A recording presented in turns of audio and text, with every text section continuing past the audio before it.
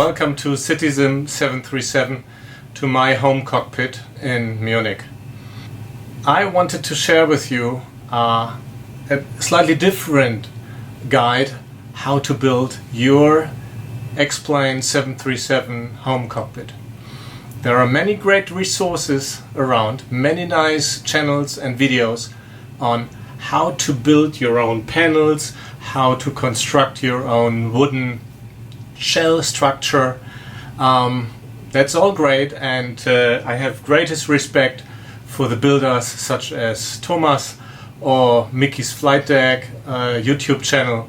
Wonderful resources for those of you who really want to build everything on your own and save a lot of money by printing your own panels with your 3D printers and using MobiFlight or ZimVim when it comes to Arduino, let's say, organizing and programming. I did not have the time to build forever. I wanted to get the simulator running in a matter of few months. The video maybe is also interesting for those of you who might not have the skills of 3D printing, woodcraft, programming and all kinds of electronics that you come along during the build.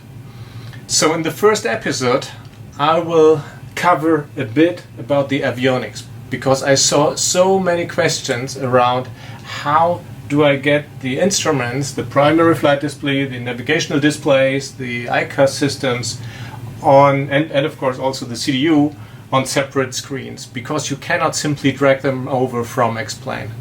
So this is one thing I will cover later, and also I will give you a very brief overview. So I have 3 PCs. The main PC is running the flight model and the visuals. I have 3 projectors. Every projector does something between 75 to 78 degrees, and of course I have overlapping to blend them over. I'm using FlyElise Immersive Display Pro. The 220 degree projection wall is self-made out of wood. I will show you in a later episode how I built the projection wall. The hardware is basically CPflight. Yoke is FSC.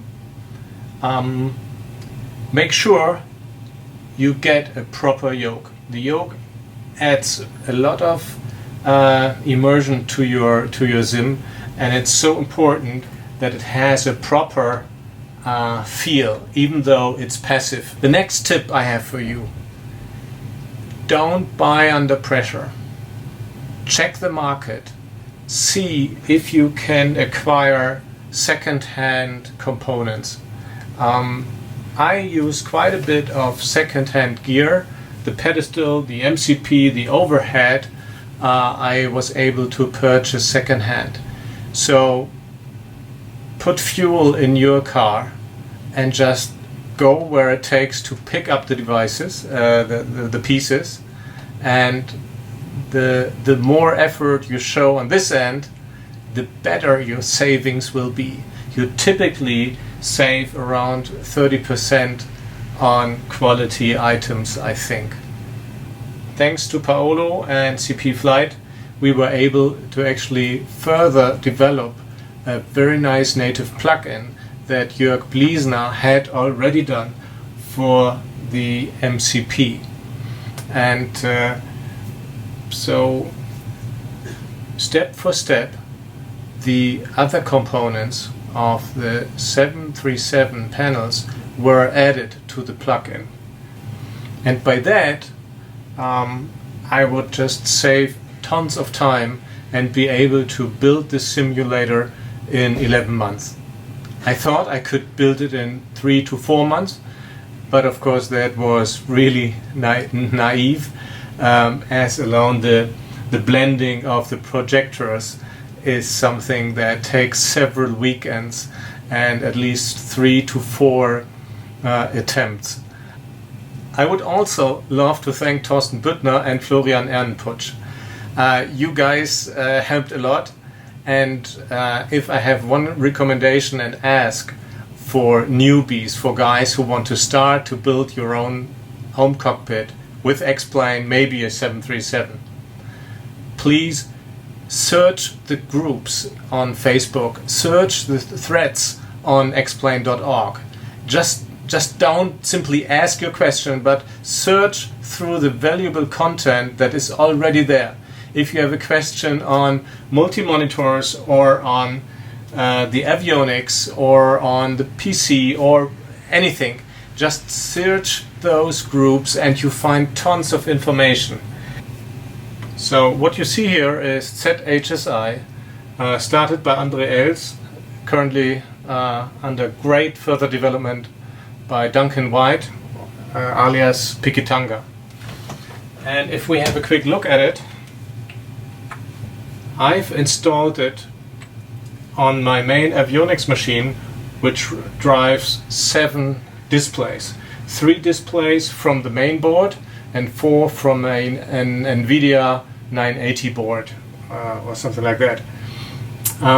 So make sure you get a motherboard where you can enable the video outputs in the BIOS. And what we see here is the dashboard of ZHSI, which lets you turn on or turn off the display units. You have additional gauges and instruments, annunciators, and you set additional options here, like whether you want to have angle of attack or the digital round altimeter here, radar altimeter. In the settings, you would not only connect it to your main PC. In most cases, you run it on a second slave PC if you want. But you set also the path to X-Plane for the navigational data, you set the path to the terrain data, and lastly, you connect it to the weather information from your main X-Plane PC.